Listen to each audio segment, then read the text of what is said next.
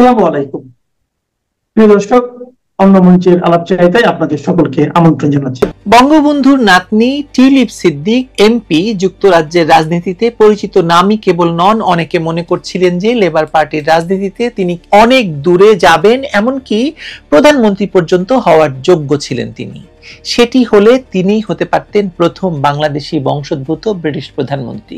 কিন্তু দুর্ভাগ্যজনকভাবে বাংলাদেশে তার জন্ম এবং এমন এক পরিবারে তার জন্ম, যে পরিবার তথা তার নানা বঙ্গবন্ধু শেখ মুজিবুর রহমানকে যারা মেরে ফেলেছে, বাংলাদেশের স্বাধীনতা বিরোধীরা তার জীবদ্দশায় যেমন তার বিরোধিতা করেছে, তেমনি তার মৃত্যুর পর তার পরিবারের সদস্যদের ক্রমাগত আক্রমণ করে যাচ্ছে। আর সে কারণেই তাকে বাংলাদেশের অবৈধ ইউনূস সরকারের অবৈধ আদালত এমন এক হাস্যকর দোষে 2 বছরের কারাদণ্ড দিয়েছে।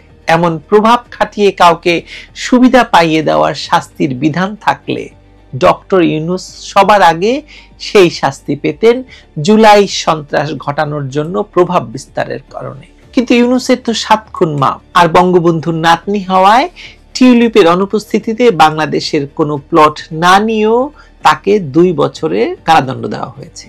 কি হতে পারে এই শাস্তির পরিণাম? যুক্তরাজ্যের ক্ষমতাসীন লেবার পার্টি বিষয়টি কিভাবে দেখছে? সবচাইতে বড় কথা, টিউলিপের বিরুদ্ধে এই রায় কে যেভাবে ব্রিটিশ গভর্নমেন্ট এবং ব্রিটিশ জনগণ দেখছে, তাতে অবৈধ ইউনূস সরকারের অবৈধ আদালত শেখ হাসিনাকে যে মৃত্যুদণ্ডের রায় দিয়েছে, সেটিও এখন বিরাট বড় প্রশ্নের মুখোমুখি হয়ে যাচ্ছে। চলুন বিষয়টি বিস্তারিত আপনাদের সঙ্গে আলোচনা করি।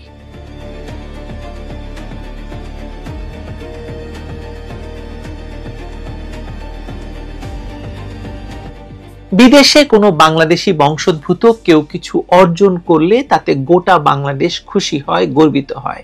যেমনটি বাংলাদেশ হয়েছিল ডক্টর মোহাম্মদ ইউনূসের নোবেল পুরস্কার অর্জনের পর।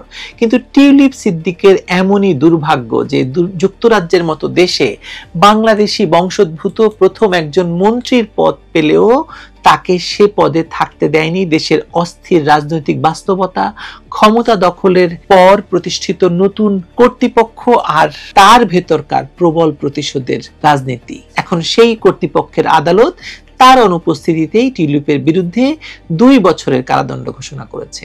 যে অভিযোগে তাকে সাজা দেওয়া হয়েছে মায়ের উপকারে তার খালা প্রধানমন্ত্রী শেখ হাসিনার উপর প্রভাব বিস্তার করা। এরকম হাস্যকর অভিযোগকে সত্যি মনে করবে এমন শত্রুও হয়তো তার খুঁজে পাওয়া যাবে না।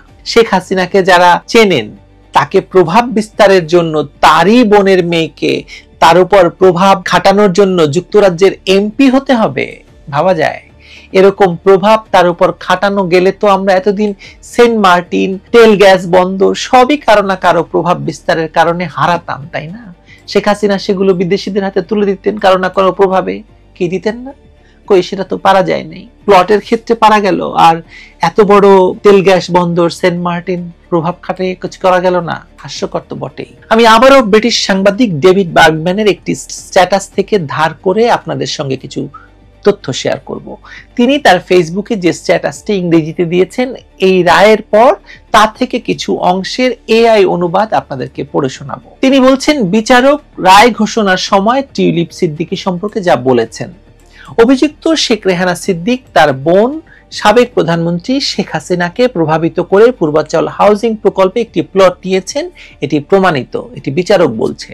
অভিযুক্ত টিউলিপ রেজওয়ানা সিদ্দিক তার মা রেহানা সিদ্দিককে প্লট নিতে সহায়তা করার উদ্দেশ্যে সাবেক প্রধানমন্ত্রীর প্রধান সচিব 1 নম্বর অভিযুক্ত মোহাম্মদ সালাউদ্দিনের সঙ্গে মোবাইল এবং ইন্টারনেট অ্যাপের মাধ্যমে যোগাযোগ করেন এবং দলিলে সাক্ষী হিসেবে সই করেন। বিশেষ করে ডিডে, সেটা হচ্ছে PW20 এবং PW21 এর সাক্ষ্যে এটি নিশ্চিত হয়। পরবর্তীতে এক সংবাদ সম্মেলনে প্রসিকিউটররা আরো বলেন, টিউলিপ সিদ্দিক ব্রিটিশ পার্লামেন্টের সদস্য হিসেবে উচ্চ প্রভাবের অধিকারী হয়ে তার খালা শেখ হাসিনাকে প্রভাবিত করেন। যেহেতু শেখ হাসিনা আগেই নিজের নামে ও তার 2 সন্তানের নামে 3টি প্লট নিয়েছিলেন, টিউলিপ সিদ্দিক তার খালাকে বলেন, আপনি যখন 3টি প্লট নিয়েছেন, আপনাকে আমার মা এবং আমার ভাই বোনদেরও 3টি প্লট দিতে হবে। জনপদ এবং গণপূর্ত মন্ত্রণালয়ের 2 জন সাক্ষী এসব বিষয়ে সাক্ষ্য দিয়েছেন। ভাবুন একবার, আরো বিস্তারিত বলছি। তিনি আরো লিখেছেন যে টিউলিপ সিদ্দিক কিভাবে প্রভাব খাটিয়েছেন সে বিষয়ে আমরা আদালতে সাক্ষী হাজির করেছি। বিভিন্ন অ্যাপ এবং টেলিফোনের মাধ্যমে দেশে এসে সাবেক প্রধানমন্ত্রীর প্রধান সচিব সালাউদ্দিন সাহেবের মাধ্যমে তিনি প্রভাব খাটিয়েছেন। এরপর ডেভিড বার্গম্যান এক প্রশ্ন করছেন প্রসিকিউটরকে, তার উত্তরে প্রসিকিউটর বলছেন সাক্ষী ওসমান গনি এবং উজ্জ্বল হোসেন ম্যাজিস্ট্রেটের সামনে বলেছেন যে টিউলিপ সিদ্দিক প্রধান সচিব সালাউদ্দিন সাহেবের সঙ্গে যোগাযোগ করেছিলেন এবং তিনি উস্কানি, প্ররোচনা, চাপ সবই দিয়েছিলেন তার মা, বোন এবং ভাইয়ের বরাদ্দ নিশ্চিত করতে। আপনি চিন্তা করেন যে শেখ হাসিনাকে নাকি উস্কানি, প্ররোচনা এবং চাপ সবই দেওয়া হয়েছিল। এরপর কিছু সাংবাদিক কিছু প্রশ্ন করেন, সেগুলো ডেভিড বার্গম্যান তার স্ট্যাটাসে লিখেছেন। সাংবাদিক প্রশ্ন করছেন তিনি কিভাবে বার্তা পাঠালেন, কিভাবে যোগাযোগ করতেন। প্রসিকিউটর উত্তর দিচ্ছেন তারা সেখানে উপস্থিত ছিলেন এবং তারা শুনেছেন। সাংবাদিক আবার প্রশ্ন করছেন আপনি কি বলেছেন মুখোমুখি সাক্ষাৎ হয়েছিল নাকি আপনি বলছেন হোয়াটসঅ্যাপ বার্তা। প্রসিকিউটর উত্তর দিচ্ছেন টেলিফোন অথবা অন্য কোনো অ্যাপ। তারা বলেছেন যে তারা টিউলিপ সিদ্দিকের সঙ্গে যোগাযোগ করেছেন। সাংবাদিক আবার প্রশ্ন করছেন তাহলে কি আপনারা হোয়াটসঅ্যাপ বার্তার স্ক্রিনশট পেয়েছেন। প্রসিকিউটর বলছেন না, আমরা এখনো পাইনি। সাংবাদিক বলছে আর এসব বার্তা কখন পাঠানো হয়, কোন মাসে, কোন বছর।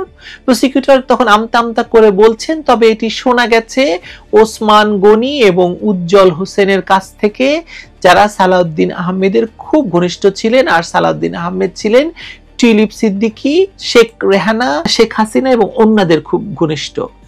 স্পষ্ট যে টিউলিপ সিদ্দিকের বিরুদ্ধে কি প্রমাণ উপস্থাপন করা হয়েছিল তা বুঝতে হলে ওই দুই সাক্ষীর পূর্ণ বিবৃতি দেখা প্রয়োজন। ইঙ্গিতটি হলো সাক্ষীরা দাবি করেছেন যে তারা উপস্থিত ছিলেন যখন সিদ্দিক ভূমি বরাদ্দ বিষয়ে হাসিনার প্রাইভেট সেক্রেটারি সালাউদ্দিনের সঙ্গে কথা বলছিলেন। তবে প্রসিকিউটররা বলছেন যে তাদের কাছে এমন কোনো হোয়াটসঅ্যাপ বার্তার স্ক্রিনশট নেই।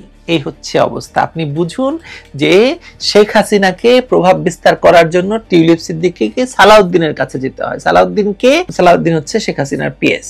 আপনি ভাবুন ব্যাপারটা, টিউলিপ সিদ্দিকী ঘরের মধ্যে শেখ হাসিনাকে পান না, যুক্তরাজ্যে আসলে পান না, কোথাও পান না, কিন্তু সালাউদ্দিনকে ধরে তার বোনের জন্য এই প্লট নিতে হয়। যাই হোক, এই রায় এসেছে এমন এক সময় যখন বাংলাদেশের ক্ষমতা বদলের পর রাজনৈতিক প্রতিহিংসা, বিচারিক প্রক্রিয়ার স্বচ্ছতা, আইনজীবীহীন বিচার, গৃহবন্দী আইনজীবী এসব নিয়ে আন্তর্জাতিক অঙ্গনে প্রশ্নের পর প্রশ্ন উঠছে। শেখ হাসিনা সরকার পতনের পর থেকে যেসব মামলা টানা চলছে তার অধিকাংশই জনসম্মুখে রাজনৈতিক উদ্দেশ্য প্রণোদিত হিসেবে প্রমাণিত হয়েছে। সেই তালিকায় টিউলিপ সিদ্দিকের মামলাও যুক্ত হলো।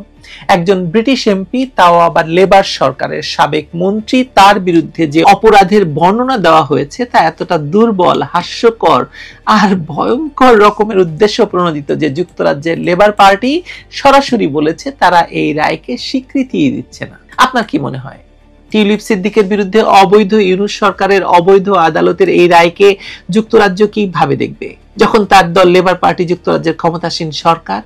বাংলাদেশ যুক্তরাজ্য সম্পর্ক সাধারণত স্থির এবং স্থিতিশীল হলেও এই মুহূর্তে তা নিঃসন্দেহে একটি টানাপোড়েনের ভেতর গিয়ে পড়বে এই রায়ের কারণে। যুক্তরাজ্যের আইন প্রক্রিয়ায় যে স্বচ্ছতার ধারণা গভীরভাবে প্রথিত, সেই জায়গা থেকে দেখলে এই রায় একেবারেই অগ্রহণযোগ্য।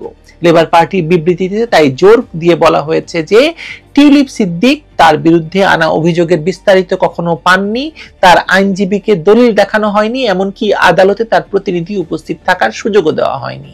লেবারের ভাষা, এটি এমন একটি প্রক্রিয়া যেখানে অভিযুক্ত ন্যূনতম প্রতিরক্ষা অধিকারও পাননি। এখানে যে বিষয়টি সবচেয়ে দৃশ্যমান তা হলো একটি রাজনৈতিক পরিবারকে লক্ষ্য করে সাজানো পুরনো বিচার প্রক্রিয়াকে আবার তাজা করে তোলা। শেখ হাসিনার বিরুদ্ধে দুর্নীতি, মানবতা বিরোধী অপরাধ থেকে শুরু করে হেন কোনো মামলা নেই যা হয়নি, হাজার খানেক হবে মামলা, সবকিছু একই গতিতে একই প্যাটার্নে এগোচ্ছে। এগুলোর কোনো মামলায় অভিযুক্তের পক্ষে আইনজীবী দাঁড়ানোর সুযোগ নেই, কারণ তাদের পলাতক দেখানো হয়েছে। বিচারক বলছেন মৃত্যুদণ্ডের ধারার অভিযোগ না থাকলে রাষ্ট্রপক্ষ কোনো আইনজীবী দেয় না।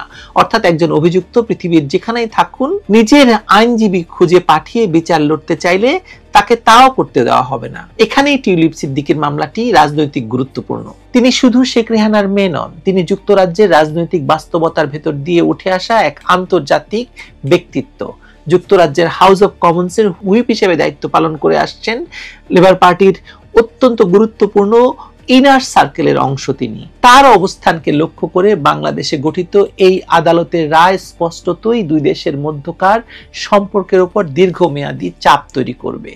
বাংলাদেশের রাজনীতিতে টিউলিপ সিদ্দিকীর পরিবার, এই পরিবারকে আপনারা যেভাবেই দেখুন না কেন, তিনি কিন্তু তার পরিবারের বাইরে বিশ্ব মঞ্চে তার আলাদা ক্যারিয়ার এবং আলাদা পরিচয় তৈরি করেছেন। তার বিরুদ্ধে যে অভিযোগ অ্যাপ ও ফোনে কথা বলে হাসিনাকে প্রভাবিত করা, তাও আবার শেখ হাসিনার পিএস সালাউদ্দিন সাহেবকে ধরে, বিষয়টি এমন হাস্যকর যে যুক্তরাজ্যের কোনো মানদণ্ডে এটি প্রমাণ হিসেবে গণ্য হবে না। জানি না আপনাদের মনে এটা বিশ্বাসযোগ্য হচ্ছে কিনা, বরং এটা বললেও হতো যে টিউলিপ সিদ্দিক নিজে চাপ দিয়ে শেখ হাসিনাকে দিয়ে কাজটি করিয়েছেন। স্নেহের চাপ বললেও ভালো শোনাতো। অথচ এখানে দুজন সাক্ষী বলছেন তারা শুনেছেন। আচ্ছা, এটাও আমাদের বিশ্বাস করতে হবে যে সালাউদ্দিন সাহেবকে টিউলিপ ফোন করেছেন আর সাক্ষীদেরকে সাক্ষী রেখে, সালাউদ্দিন সাহেবকে তাদেরকে উপস্থিত রেখে আবার সেটা প্রধানমন্ত্রীকে জানিয়েছেন যে রূপন্তী আর প্রধানমন্ত্রীর বোন শেখ রেহানাকে যেন প্লট দিতেই হবে, না দিলে তার খবর আছে। হাসবো না কাঁদবো বলুন তো? এমন শুনাশুনির ভিত্তিতে কারো বিরুদ্ধে সাজা দেওয়া, এবং তাও আবার যুক্তরাজ্যের একজন এমপি, কতটা দুর্বল দৃষ্টান্ত। এটা তো বোঝার জন্য আইনবিদ হওয়ার দরকার নেই আপনার, আমরা সাধারণ মানুষও বুঝতে পারি। প্রসিকিউটর নিজেও বলতে পারছেন না যে কোন হোয়াটসঅ্যাপ স্ক্রিনশট আছে কিনা, টেলিফোন রেকর্ড আছে কিনা, এমনকি কোনো নির্দিষ্ট তারিখও তার জানা নেই। শুধু বলা হচ্ছে একজন ছিলেন, তিনি শুনেছেন। একজন প্রভাবশালী এমপি হিসেবে টিউলিপের প্রভাব খাটানোর প্রয়োজনই বা কি বলুন তো? তিনি নিজেও বলেছেন এটা পুরো প্রহসন ছাড়া আর কিছু নয়। একজন আন্তর্জাতিক পর্যায়ের সংসদ সদস্য আসলে অ্যাপ খুলে দূরে বসে কোনো সরকারি সচিবকে ফোন করে কেন প্লট বরাদ্দর আবেদন করবেন? সেই প্রশ্নের তো কোনো যুক্তিসঙ্গত ব্যাখ্যা এই সরকারের কাছে নেই। সবচেয়ে গুরুত্বপূর্ণ হচ্ছে মামলার যেসব দলিলের ভিত্তিতে রায় হয়েছে সেগুলোর কোনোটি তাকে দেখানো হয়নি। যুক্তরাজ্যের 5 জন শীর্ষস্থানীয় আইনজীবী বাংলাদেশের রাষ্ট্রদূতকে চিঠি লিখে এটিকে ন্যূনতম ন্যায় বিচারের অধিকারহীন বিচার হিসেবে উল্লেখ করেছেন। তার মধ্যে একজন আইনমন্ত্রীও আছেন যুক্তরাজ্যের। এই প্রেক্ষাপটটিতেই বিষয়টি শুধুমাত্র আইনি নয়, আরো বড় রাজনৈতিক সংকটের বিষয় হিসেবে মানুষ দেখছে। বাংলাদেশের বর্তমান ক্ষমতাসীনরা শেখ হাসিনার পরিবারকে সম্পূর্ণ রাজনৈতিকভাবে অকার্যকর করে ফেলতে চায়, এবং সেই প্রক্রিয়ায় টিউলিপকে টেনে আনা হয়েছে, এটা বাস্তবতা। টিউলিপ নিজে বাংলাদেশের সক্রিয় রাজনীতিতে নেই, কখনো ছিলেন না। তিনি কখনো বাংলাদেশের আভ্যন্তরীণ ক্ষমতা কেন্দ্রের অংশও ছিলেন না।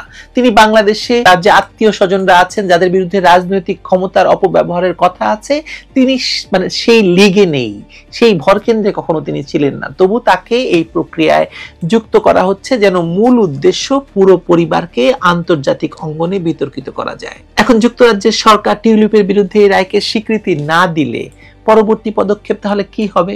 যুক্তরাজ্যের বিচার শাস্ত্রে বিদেশি রায় স্বীকৃতি দেওয়ার নিয়ম আছে, তবে তার জন্য সেই রায়কে ফেয়ার জাজমেন্ট হতে হয়। এই মামলার প্রক্রিয়া তো ন্যায্য নয়, স্পষ্ট। তাহলে সে দেশের আদালত এটিকে মানবে কেন বলেন তো? লেবার পার্টি ইতিমধ্যে বলেছে টিউলিপের বিরুদ্ধে কোনো তদন্ত চলছে না, কোনো ডিসিপ্লিনারি অ্যাকশন নেই, তিনি আগের মতোই দায়িত্ব পালন করছেন। তার মানে হচ্ছে ধীরে ধীরে বিষয়টি হয়ে উঠছে একটি রাজনৈতিক সংকটের দিকে চলে যাওয়া ঘটনা।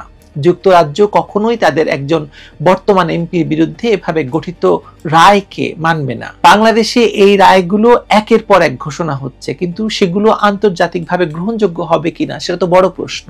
আর এখানেই দুই দেশের সম্পর্ক অদ্ভুত একটা মোচড় নেবে। বিষয়টা দেখে অবাক হবেন নাকি হাসবেন সেটা বোঝাই মুশকিল।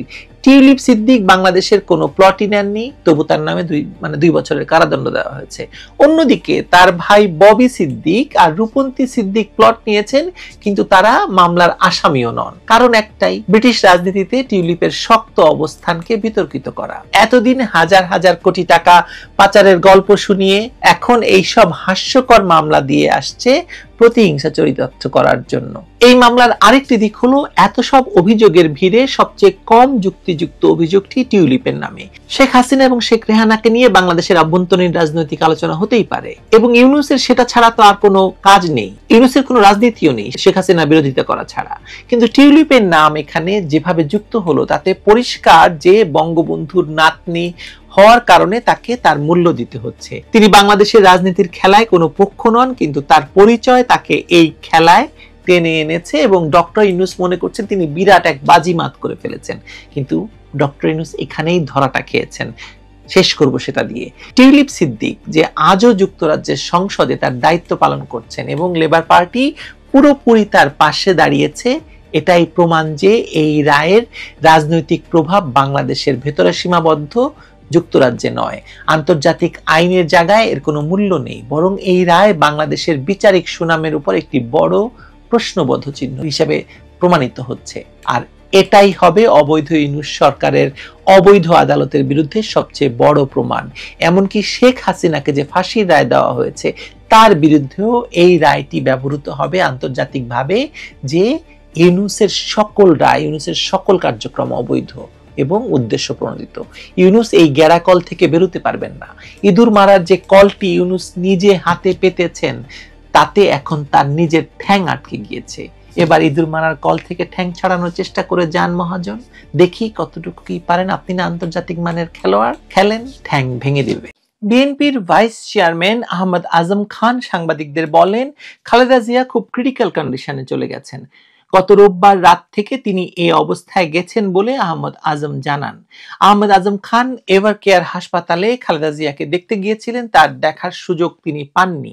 বাইরে এসে তিনি সাংবাদিকদের বলেন যে বর্তমানে খালেদা জিয়া ভেন্টিলেশন সাপোর্টে আছেন, সিসিইউ থেকে আইসিইউ, এরপরে ভেন্টিলেশন বা লাইফ সাপোর্ট, যাই বলেন।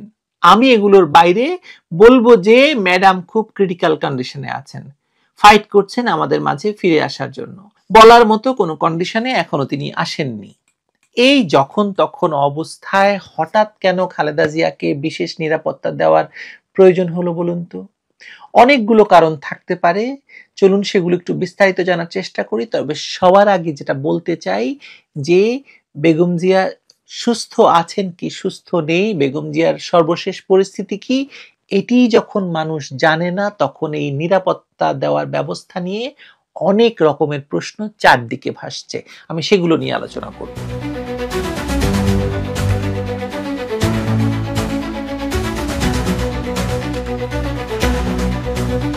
বাংলাদেশের রাজনীতিতে বেগম খালেদা জিয়া অবশ্যই একটি কেন্দ্রীয় চরিত্র। তিনি শুধু বিএনপির চেয়ারপারসন নয়, দেশের দুইবারের প্রধানমন্ত্রী এবং এই মুহূর্তে তার রাজনৈতিক গুরুত্ব হয়তো অন্য যে কোনো সময়ের তুলনায় বেশি। তাই তাকে অতি গুরুত্বপূর্ণ ব্যক্তি হিসেবে ঘোষণা করা হলে সেটিকে স্বাভাবিকভাবেই রাজনৈতিক দৃষ্টিকোণ থেকে বিশ্লেষণ করা হবে। কিন্তু এই ঘোষণার পেছনেও জটিলতা নিশ্চয়ই আছে, কারণ এই ঘোষণা এসেছে এমন এক সময় যখন তিনি মৃত্যু পথযাত্রী এবং এই অবস্থায় হাসপাতালে লড়াই করছেন, জীবন মৃত্যুর সন্ধিক্ষণে আছেন, নানা রকম কথা হচ্ছে তাকে নিয়ে। তার চিকিৎসা নিয়ে দেশ জুড়ে উদ্বেগ আছে, আর উত্তেজনা তো, রাজনৈতিক উত্তেজনা তো আছেই। প্রশ্ন উঠছে, এটা কি প্রয়োজনীয় নিরাপত্তা নাকি রাজনৈতিক ভাবে তাকে বিচ্ছিন্ন করার নতুন অধ্যায়? আমরা -2 থিওরির কথা জানি, যে -2 থিওরি ডক্টর ইউনূসের মাথা থেকে এসেছিল ১/১১ সরকারের সময়, যখন দুই নেত্রীকে তিনি রাজনীতি থেকে মাইনাস করতে চেয়েছিলেন। এখানে একটি বিষয় পরিষ্কার করে নেওয়া ভালো, সেটা হচ্ছে যে কোনো রাষ্ট্রেই নির্দিষ্ট কিছু ব্যক্তি, রাষ্ট্রপ্রধান হতে পারে সাবেক, সরকার প্রধান, বিদেশি অতিথি, গুরুত্বপূর্ণ নেতৃত্ব, তাদের নিরাপত্তায় বাড়তি গুরুত্ব দেওয়া হয়। এই তালিকায় অরাজনৈতিক কেউ সেখানে থাকতে পারে, রাজনৈতিক ব্যক্তিরা তো থাকতেই পারেন। খালেদা জিয়া যেহেতু দেশের সাবেক প্রধানমন্ত্রী, তাকে বাড়তি নিরাপত্তা দেওয়ার আইনি ভিত্তি নিশ্চয়ই আছে, কিন্তু আইনি কাঠামো আর বাস্তবতার মাঝে যে পার্থক্য আছে, এই প্রজ্ঞাপন এসেছে এমন এক মুহূর্তে যা স্বাভাবিকতার সীমা ছাড়িয়ে অনেক প্রশ্নের জায়গা তৈরি করে দেয় এবং তার সঙ্গে কিছু ব্যাখ্যারও জায়গা তৈরি করে দেয়। এখন প্রশ্ন হলো, এই বাড়তি নিরাপত্তা আসলে কাকে সুরক্ষা দিচ্ছে, খালেদা জিয়াকে নাকি সরকারকে? খালেদা জিয়ার শারীরিক অবস্থা এখন এমন যে যেখানে তিনি চিকিৎসকদের উপর সম্পূর্ণভাবে নির্ভরশীল। তাকে ঘিরে যেসব চিকিৎসক, পরামর্শক, দলীয় নেতারা রয়েছেন, তাদের বক্তব্যে এক এক সময় এক এক কথা শোনা যাচ্ছে। কেউ বলছেন তিনি ক্রিটিক্যাল, কেউ বলছেন তা স্থিতিশীল পর্যবেক্ষণে আছেন, আবার সামাজিক যোগাযোগ মাধ্যমে কেউ কেউ বলছেন তিনি নেই, তিনি মারা গেছেন এবং সন্দেহ প্রকাশ করছেন সকলেই। এমন পরিস্থিতিতে সরকার যখন তাকে অতি গুরুত্বপূর্ণ ব্যক্তি ঘোষণা করে অতি নিরাপত্তা বলয় আরো শক্ত করে, তখন স্বাভাবিকভাবে অনেক পক্ষের, এমনকি খালেদা জিয়ার নিজের দলের পক্ষেরও কারো কারো চোখে এটি সন্দেহজনক মনে হচ্ছে, এবং তারা সেটি গোপন রাখছেন না, তারা সেটি সামাজিক যোগাযোগ মাধ্যমে বিস্তারিত বলছেন। এই সন্দেহের জায়গাটা পুরোপুরি অমূলক নয়, কারণ হচ্ছে দেশের বড় রাজনৈতিক পরিসরে খালেদা জিয়ার ভূমিকা অনেক দিন ধরেই সীমাবদ্ধ। তিনি জেলে ছিলেন, তারপরে তিনি চিকিৎসা নিচ্ছেন, ঘরে আসছেন, এবং সর্বশেষ তাকে নিয়ে আসা হয়েছিল সেনাকুঞ্জে। এমন একজন অসুস্থ ব্যক্তিকে কোনো রকম মাস্ক ছাড়া সেনাকুঞ্জে নিয়ে আসার পেছনে কোনো দুরভিসন্ধি থাকলেও থাকতে পারে, থাকাটা অস্বাভাবিক নয়। এবং সরকার এ বিষয়টি রাজনৈতিকভাবে কাজে লাগাচ্ছে কিনা এমন প্রশ্ন দীর্ঘদিন ধরেই আলোচনায় আছে। তার পুত্র তারেক রহমান দীর্ঘ সময় ধরে নির্বাসিত অবস্থায়, এবং বর্তমান পরিস্থিতিতে তিনি মায়ের পাশে দাঁড়াতে বাংলাদেশে ফিরতে পারছেন না। তিনি স্ট্যাটাস দিয়ে বলছেন যে তিনি কেন ফিরতে পারছেন না সেটিও তিনি বলতে পারছেন না। নিরাপত্তা, কেউ বলছেন অ্যাসাইলেম, কেউ বলছে তাকে খুন করা হবে। আমরা দীর্ঘদিন ধরে বলে আসছি যে তারেক জিয়া বা তারেক রহমান দেশে ফিরতে পারবেন না, এবং নির্বাচনের আগে তো নয়, তারেক রহমানের পক্ষে দেশে ফেরা সম্ভব নয়। কেউ বলছেন আন্তর্জাতিক শক্তি তারেক রহমানকে চায় না। এসব নানা রকমের প্রশ্ন তো রয়েছে। এইসব প্রশ্নের ভেতরে নিরাপত্তার দোহাই দিয়ে একটা বড় রাজনৈতিক পরিবারের প্রধানকে দল সমর্থক নেতাকর্মীর কাছ থেকে ক্রমাগত দূরে সরিয়ে রাখা হবে কিনা বা রাখা হচ্ছে কিনা, সেটি এখন আর শুধু রাজনৈতিক তর্ক হিসেবে দেখলে তো হবে না। এটি হয়ে উঠেছে একটি বাস্তব এবং দৃশ্যমান পরিস্থিতি। এখানে আরো একটি বিষয় উল্লেখযোগ্য, যে বাংলাদেশের নিরাপত্তা পরিস্থিতি নিয়ে দীর্ঘদিন ধরে একটা শঙ্কা রয়েছে। এই ঘটনাটি সেটিকে এই খালেদা জিয়ার নিরাপত্তা নিশ্চিত আরো বেশি বাড়ানোর ঘটনাটা, এই যে নিরাপত্তা শঙ্কা, সেটাকে আরো তীব্র করে তুলবে। যদি একজন সাবেক প্রধানমন্ত্রী, যিনি বর্তমানে গুরুতর অসুস্থ, তাকে নিয়ে সরকারের বিশেষ নিরাপত্তা বলয় তৈরি করতে হয়, তাহলে সাধারণ নাগরিকদের নিরাপত্তা নিয়ে প্রশ্ন ওঠা তো অস্বাভাবিক নয়। মানুষ স্বাভাবিকভাবে মনে করবে, যদি দেশের একজন সাবেক শাসক নিরাপত্তার বাইরে না হন, তাহলে আমরা কোথায়? এই প্রশ্ন আপনার মনে উঠছে না? নাকি আমার মন বাঁকা তাই আমার মনে উঠছে কেবল? আমি কিন্তু একা নই, আমি অনেককেই দেখতে পাচ্ছি যে এই প্রশ্ন তুলছেন তাদের সামাজিক যোগাযোগ মাধ্যমে। তবে আসল রাজনৈতিক ঝুঁকি অন্য জায়গায়। এই পরিস্থিতি বা এই বাড়তি নিরাপত্তা খালেদা জিয়াকে এমনভাবে বিচ্ছিন্ন করে ফেলবে যে তার দলীয় নেতাকর্মীরা তার 1 মাইলের মধ্যে আসতে পারবেন না যদি তিনি বেঁচে থাকেন। এমনকি তার নেতারা, যারা স্থায়ী কমিটির সদস্যরা কি যেতে পারবেন কোন রকমের এসএসএফ এর পাস ছাড়া? যদি না পারেন, তাহলে খালেদা জিয়া কি করে নির্দেশনা দেবেন? তবে কেউ কেউ যে বলছেন যে এটা শুধুমাত্র তাকে হাসপাতালে কেউ যাতে ভিড় না করে সেজন্য দেওয়া হয়েছে। আপনার কি মনে হয়? সেক্ষেত্রে প্রশ্ন উঠতে পারে না যে তিনি সুস্থ হয়ে গেলে কি এই নিরাপত্তা তুলে নেওয়া হবে? আর যদি ধরেন সেটা হয় যে তুলে নেওয়া হলো, তাহলে এই গুরুতর অসুস্থ অবস্থায় তাকে এটা দিয়ে কি লাভ হলো বলেন তো? তিনি তো হাসপাতালের সুরক্ষাতেই আছেন, তাই না? তার মানে এটা শুধু চিকিৎসা সংক্রান্ত তথ্য নিয়ে বিভ্রান্তি তৈরি করছে না, বরং তাদের অন্য উদ্দেশ্য আছে, সেই উদ্দেশ্যগুলোকে স্পষ্ট করছে। যদি একজন দলের প্রধানকে দীর্ঘ সময় ধরে জনতা, দলীয় কর্মী বা এমনকি ঘনিষ্ঠ সহযোগীদের থেকেও আলাদা রাখা হয়, তাহলে দলের ভেতরের নেতৃত্ব, ভবিষ্যৎ কৌশল বা আলোচনা তা পুরোপুরি ভেঙে পড়বে, এবং খালেদা জিয়া পুরোপুরি বিচ্ছিন্ন হয়ে যাবেন তার দল থেকে, নেতাকর্মীদের কাছ থেকে। অনেকে মনে করছেন এভাবে বিচ্ছিন্ন করে রাখার উদ্দেশ্য হলো বিএনপির রাজনৈতিক সামর্থ্য এবং ভবিষ্যৎ পরিকল্পনাকে দুর্বল করা। আমার তো মনে হয় -2 থিওরির বাস্তবায়ন। শেখ হাসিনা নেই, খালেদা জিয়াকে নিরাপত্তার নামে আলাদা করে ফেলা। মানুষ তো প্রশ্ন করতে শুরু করেছে ইতিমধ্যেই যে তার শারীরিক অবস্থার প্রকৃত তথ্যই কি জনগণের কাছে পৌঁছাচ্ছে, নাকি নিরাপত্তার আবরণ ব্যবহার করে সরকার জনমত নিয়ন্ত্রণ করতে চাইছে। কেউ কেউ অভিযোগ করছেন যে তিনি হয়তো ইতিমধ্যে মারাই গেছেন, কিন্তু সরকার তো সেটা প্রকাশ করছে না, যাতে রাজনৈতিক প্রতিক্রিয়ার ঢেউ সামাল দেওয়া যায়। এটা যে প্রকৃত তথ্য গোপন করার জন্য হচ্ছে তাতে কোনো সন্দেহ নেই। এই দাবি যতই চরম মনে হোক, এরকম প্রশ্ন ওঠার পেছনে দায় একেবারে শূন্য থেকে তৈরি হয়নি। তথ্যের অসঙ্গতি, যোগাযোগ সীমিত রাখা, তীব্র রাজনৈতিক প্রতিযোগিতা, এক একজন এক এক সময় কথা বলা, সব মিলিয়ে পরিবেশ এমন এক অবস্থায় দাঁড়িয়েছে যেখানে গুজবই তথ্যের জায়গা দখল করেছে। খালেদা জিয়াকে বিশেষ গুরুত্বপূর্ণ ব্যক্তি ঘোষণা করে নিরাপত্তা দেওয়ার মধ্য দিয়ে বাংলাদেশের নিরাপত্তা ব্যবস্থায় শুধু মানে প্রশ্ন নয়, পুরো রাষ্ট্রই এক ধরনের অস্বস্তির মধ্যে দিয়ে যাচ্ছে, সেটা প্রমাণিত হচ্ছে। নিরাপত্তা নিয়ে অতিরিক্ত সতর্কতা প্রয়োজন হতে পারে, কিন্তু তা যেন রাজনৈতিক বিচ্ছিন্নতা বা তথ্য নিয়ন্ত্রণের হাতিয়ার না হয়ে ওঠে। একটি গণতান্ত্রিক রাষ্ট্র তার নেতাদের নিরাপত্তা দেবে, এটা স্বাভাবিক, কিন্তু সেই নিরাপত্তা যদি সন্দেহ তৈরি করে বা রাজনৈতিক যোগাযোগ ভেঙে দেয়, তাহলে সেটা দেশের জন্য ঝুঁকির কারণ হয়ে দাঁড়ায়। কারণ এখানে নিরাপত্তা আর স্বাধীনতা দুটোই সমান গুরুত্বপূর্ণ। সবচেয়ে বড় কথা হলো, নিরাপত্তা কেবল খালেদা জিয়ার নয়, গোটা রাষ্ট্রেরই যে প্রয়োজন, সে কথাটি আজকে আমি বলতে চেয়েছি। আপনার প্রয়োজন, আপনার সন্তানের প্রয়োজন, আপনার আশেপাশের সকলের প্রয়োজন। খালেদা জিয়া সরকার প্রধান ছিলেন, গুরুত্বপূর্ণ ব্যক্তি, তার অবশ্যই নিরাপত্তা প্রয়োজন, কিন্তু রাষ্ট্র আপনার কথা ভুলে যাচ্ছে, সাধারণ নাগরিকের কথা ভুলে যাচ্ছে। এটাই ভয়ঙ্কর। আমি দেখতে পাচ্ছি যে গোটা রাষ্ট্র ভয়ঙ্করভাবে নিরাপত্তাহীন হয়ে গেছে। আপনি দেখতে পাচ্ছেন না? আপনিও পাচ্ছেন। ভালো থাকুন, নিরাপদে থাকুন, কারণ আপনার নিরাপত্তা আপনাকেই দেখতে হবে। আপনার জন্য সরকার বিশেষ নিরাপত্তা দেবে না, এটা আপনি মানুন, এটা মাইনে নেন প্রিয়। ভালো থাকবেন সবাই।